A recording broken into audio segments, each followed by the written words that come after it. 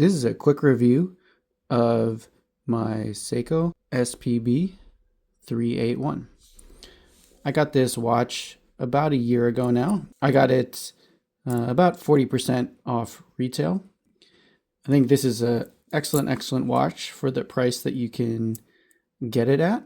So I'll start with the bracelet. The bracelet is a nice solid bracelet. It's pretty basic. There's no, extra polishing. It's all brushed, but it has a nice durability to it. It feels very strong. Glass is very basic. It's got micro adjust, but other than that, it's pretty standard. There is a dive extension. The case, it is pretty thick. It has some nice kind of form and beveling to it. It kind of bevels out and then bevels back in. Case back is kind of angled onto your wrist. It is 42 millimeters wide, but it wears smaller. I would say it wears more like a 40. That's because the dial reads a bit smaller. It's kind of recessed in, and because the case back kind of narrows in here. The lugs have some bevel to them. They're kind of short lugs. They're brushed and polished. You got your crown at 4 o'clock here. But yeah, it's a nice case. It's not too slab-sided. The bezel, I really like the bezel. It's kind of this nice olive green, and then the dial is more like an emerald green. So at first I thought that was a little weird that they're kind of two different colors, but it kind of grew on me, and it kind of works. And from far away, you can't really tell that there's kind of a difference in the colors. I think maybe because the dial is recessed, just kind of the way the light works, they end up being, kind of the average of the two colors, and it does work. The markers are all applied, so that's nice.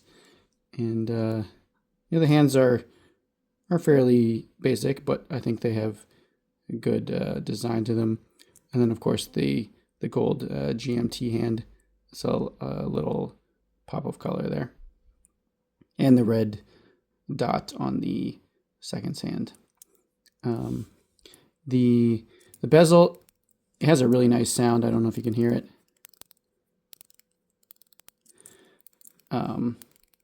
It can be a little tough to rotate when it's on your wrist. It can feel a little stiff sometimes, but the knurling is nice, and I really like the olive color of the ceramic insert. Then of course you have the GMT ring on the outside of the dial there. So overall, my favorite part of the watch is the ceramic bezel and the design and style of the indices and the hands and the dial all together. I think it just looks really nice.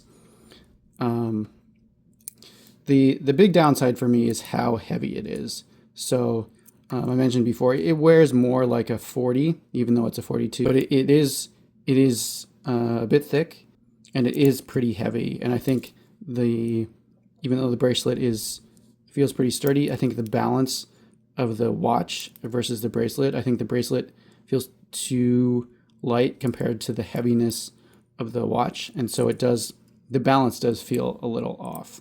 So this is the watch on my 6 3/4 inch wrist. Like width-wise, it looks great, but yeah, it is a little thick and chunky.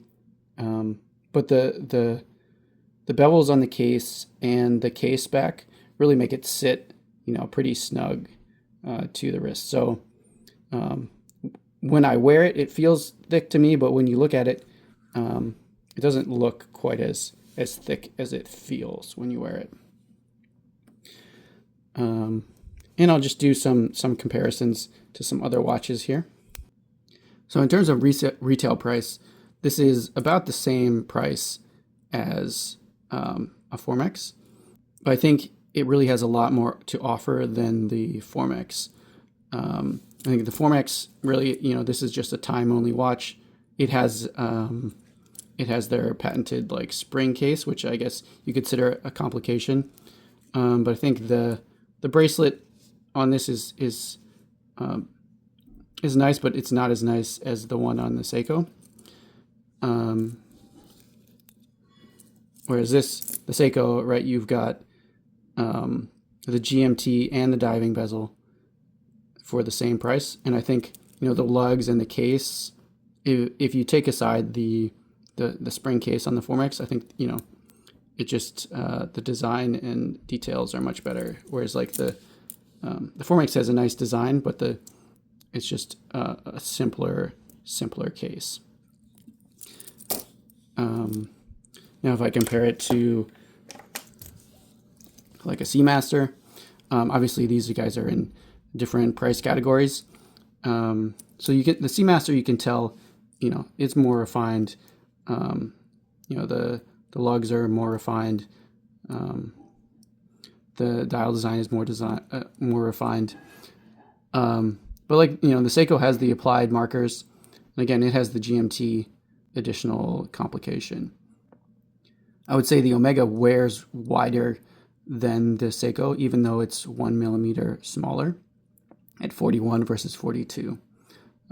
I think that's just due to the wideness of the dial. The Omega the dial looks wider than the Seiko. And maybe just the Seiko has a smaller case back. I think the big difference is the Omega, the bracelet is heavier, and so that gives a much more balance to the watch. And the watch itself is lighter than the Seiko, but I think this overall watch is much more balanced in weight than the Seiko. And then one final comparison.